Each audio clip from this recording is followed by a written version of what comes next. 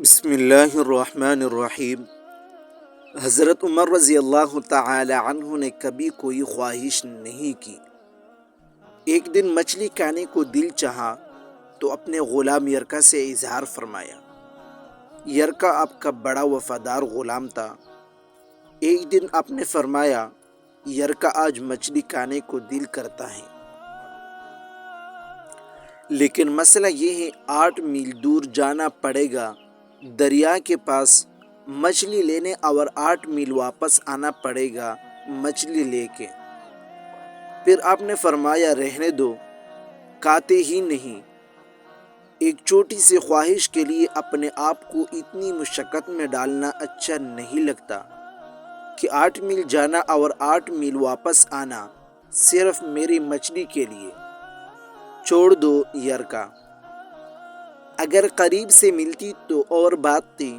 غلام کہتا ہے، میں کئی سالوں سے آپ کا خادم تھا، لیکن کبھی آپ نے کوئی خواہش کی ہی نہیں تھی، پر آج جب خواہش کی ہے تو میں نے دل میں خیال کیا کہ حضرت عمر رضی اللہ تعالی عنہ نے پہلی مرتبہ خواہش کی ہے اور میں پوری نہ کروں، ایسا کیسے ہو سکتا ہے؟ غلام کہتے ہیں، جناب عمر رضی اللہ تعالی عنہ ظہر کی نماز پڑھنے گئے تو مجھے معلوم تھا ان کے پاس کچھ مہمان آئے ہوئے ہیں، عصر ان کی وہی ہو جائے گی۔ غلام کہتا ہے کہ میں نے حضرت عمر کے پیچھے نماز پڑھی اور 2 رکعت سنت نماز پڑھ کر میں گھوڑے پر بیٹھا۔ عربی نسل کا گھوڑا تھا، دوڑا کر میں نے دریا پر پہنچ گیا۔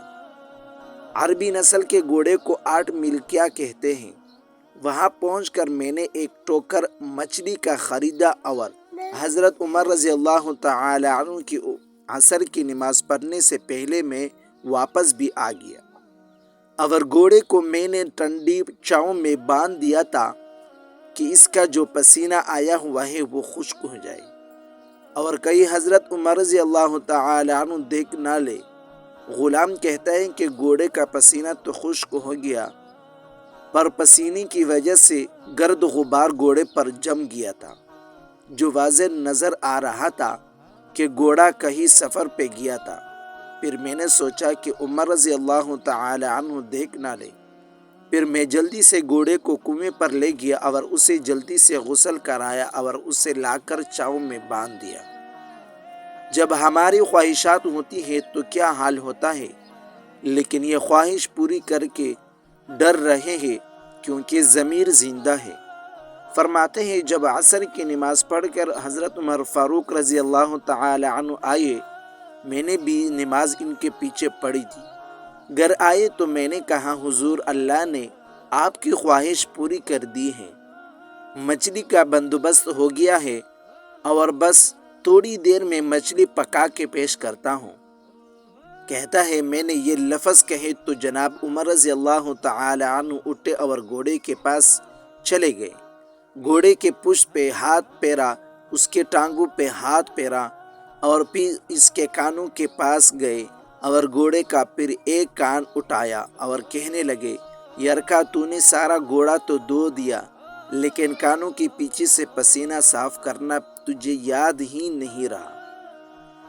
حضرت عمر رضی اللہ تعالی عنہ گھٹنوں کے پل زمین پر بیٹھ گئے اور کہنے لگے، واہ یرکا، ادھر تیری وفا میں مجھے کوئی شک نہیں ہے، اور میں کوئی زیادہ نیک آدمی بھی نہیں ہوں، کوئی پرہیزگار بھی نہیں ہوں، میں تو دعائیں مانگتا ہوں، اے اللہ میری نیکیاں اور برائیاں برابر کے مجھے معاف فرما دے۔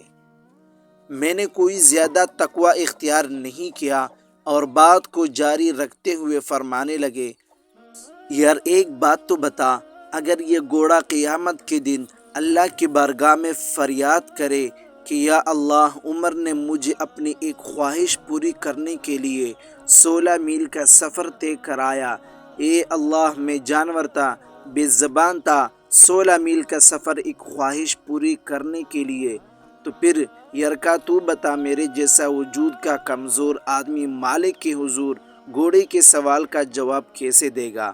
یرکا کہتا ہے، میں اپنے باپ کے فوت ہونے پر اتنا نہیں رویا تھا جتنا آج رویا۔ میں تڑپ اٹھا، کہ حضور یہ والی سوچ، یہاں تو لوگ اپنے ملازم کو نیچا دکھا کر اپنا افسر ہونا ظاہر کرتے ہیں۔ غلام رونے لگا۔ حضرت عمر فاروق رضی اللہ تعالی عنہ کہنے لگے، اب اس طرح کر، گھوڑے کو تھوڑا چارہ اضافی ڈال دے، اور یہ جو مچھلی لے کے آیا ہوا ہے اسے مدینہ کے غریب لوگوں میں تقسیم کر دو، اور انہیں یہ مچھلی دے کر کہنا کہ تیری بخشش کی بھی دعا کرے اور عمر کی معافی کی بھی دعا کرے۔ صرف آپ ہی پڑھ کے آگے نہ بڑھ جائے بلکہ اوروں کو بھی شریک کرے، یہ صدقہ جاریہ ہوگا۔ اس میں آپ کی یہ ویڈیو ہزاروں لوگوں کے لیے سبق آموز ثابت ہو۔ مزید اس طرح اچھے ویڈیوز دیکھنے کے لیے ہمارے چینل کو سبسکرائب کریں۔ جزاک اللہ خیر۔